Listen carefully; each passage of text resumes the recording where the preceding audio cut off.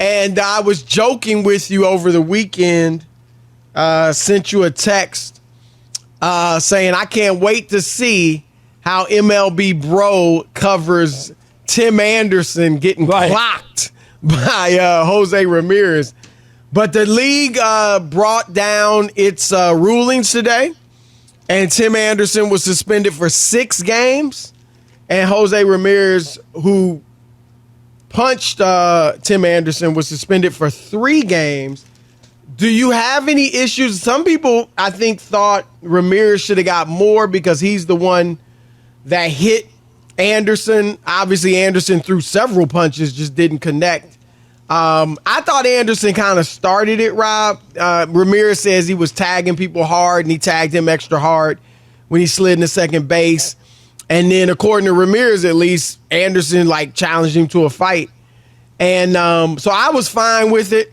What were your thoughts on the suspensions? Yeah, I think you're right. I think it was fair. I think Tim did, Chris, when he threw his glove down. How many times have you seen in a baseball fight where 2 guys square up? You know what I mean? You never see that. No. There might be a push first and then you start swinging. Right. But you don't throw your glove down. He took his glove off, threw it down, and squared up the fight. Yeah. So once that happened, I think that's why he got the bulk of it. And, of course, he got the bad part because in this world, everything's televised, everything is recorded. Gosh, right. So that ain't going nowhere. That's a part of his library for the rest of his life. I mean, that's the one part when something like that happens. And, Chris, it tells you. And I know Tim a little bit. I'm not saying I know him or friendly with him, but I've talked to him on a couple of occasions. He's a great guy, easy to talk to, smart. I like him a lot. But it tells you, too, you better defend yourself when you're out there because, Chris, you know this. You're a boxing guy. You hit somebody in the right place. You're going down, dude. Yep. I don't care how big and strong you are. You see big guys in boxing go down all the time, that they get connected in the right spot. And Tim and Jose Ramirez was swinging, and he connected right in the right spot, and Tim fell back. I mean, he was not. It was a legit knockdown. Yeah, right. And then you saw a video of him kind of bumbling. His teammates were helping him. He stumbled a little bit, like he was. I don't want to say concussed, but if it was football and he was walking like that, they would have taken him out of the game and tested him for a concussion, and he might have been out the next week too. But here's the sound, and Rob, I think you probably heard this. Was it Tom Hamilton?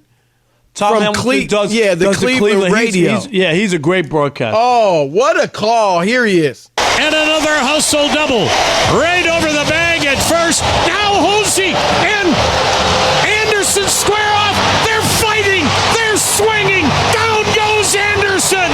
Down goes Anderson. Ramirez went in with a head-first slide. Hosey never gets upset about anything. They came up chewing. Anderson squared off. Hosey decked him. It's a 5-1 Chicago lead, but everybody from the dugouts and the bullpens congregated around second base. You never see Jose Ramirez get upset like that. Wow. And Chris, Tom Hamilton's one of the best. He's been around for a long time. He's a great broadcaster. That was pretty fun. That was a great call, and obviously reminiscent of Down Goes Frazier. Right, Muhammad Down Ali. Goes Frazier. Howard Cosell meant. Yeah, right, but I meant Howard Cosell, yeah. Knocking out Frazier. But, it was, Rob, the question is this. Because as you said it, now with social media, and look, had that happened 30 years ago, it would have been huge. But you know now what, Chris? With social media, everything is just so much bigger. There's no doubt. And don't forget, it wasn't that long ago that every game wasn't on television. You know that when we were growing up. Right. Every game was not recorded on television. Absolutely. So there are a lot of games where things happen where were radio calls, but we never saw it. So it might have just been word of mouth. Oh, Ramirez caught him and knocked him down. But now you'll see this, and you and I have talked about this with Nate Robinson when he got decked by Jake Paul in their legitimate boxing match or, exhibition, whatever you want to call it. And a lot of people, Nate Robinson is a tremendous athlete. Was he 5'8", won the dunk contest multiple times, if I'm not mistaken. I know at least once. Yeah, and was a very, very good NBA player. Was a great football player as well. Not professional, but tremendous athlete and had a great career. A lot of people, though, Rob, the first thing they're going to think about when they hear Nate Robinson is that he got knocked out. He was out by Jake Paul. Now, what might help Nate, Rob, and I think it does a little bit, is that Jake Paul has gone on to, beat some. He's not like what you might call a real boxer. He lost to Tommy Fury, who is a real boxer and not a very good one. But he beat Jake Paul in a pretty good match. But Paul is beating up fighters. He beat a couple of MMA guys, knocked out cold Tyron Woodley. I get it, Chris, but I don't think that takes him off the hook only from this standpoint. When you type his name in, that's going to be the first thing that pops up. Not him winning the slam dunk contest, nothing else. It will definitely be that.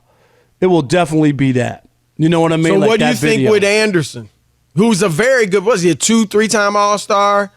Was my pick, if you remember. I think I picked him to win MVP preseason a year or two ago.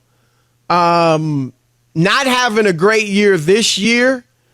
Batting 244, which is really bad, especially for him. But what do you think this is what's going to, like you said, be the first thing people think about when they think of Tim Anderson, even though he is a very good baseball player? Yeah, this is going to be interesting, and he still has a long way to go in his career. He's led the league in hitting in the American League, Chris. All-star. He's got swag. He's got a lot of stuff on his resume that's good. He struggled this past year. He's had injuries. Only has one home run. It's been a rough year. Absolutely. Yeah, some personal stuff. And off last the field. year he was injured. Right. So it's been the last couple of years just haven't been up to speed. But he's a talent. So I'm not sure that this will be the last hurrah for Tim Anderson, and TA will only be remembered by this. I think he has a chance that there's more baseball and more highlights and accolades for him, to that this will not be the only thing he's remembered by. And see, that's the difference between him. Right, for now. And it's a difference between him and Nate. Nate's career is over, Chris. You know what I mean? His career is over. There was nothing else he could add to the resume other than get knocked out. If Tim Anderson hits a game, a World Series game clinching home run to walk off a game, Chris, for the White Sox or whatever team he's playing for, I guarantee you that will be the top highlight you see. Yeah, and look, I agree with you. He's young. He's only 30 years old. He's got some time. And I said he's 2 or 3-time All-Star. He's a 2-time All-Star. He's got some time to put this on the back burner, so to speak, of people's minds.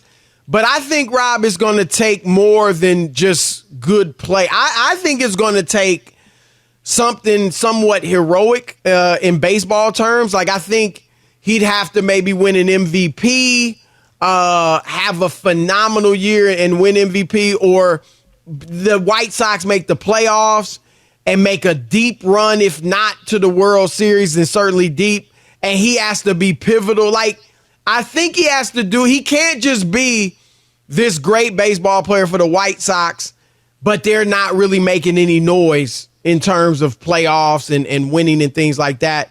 And the thing, Rob, is that, as you know, we brought up 30 years ago, baseball was king at that point.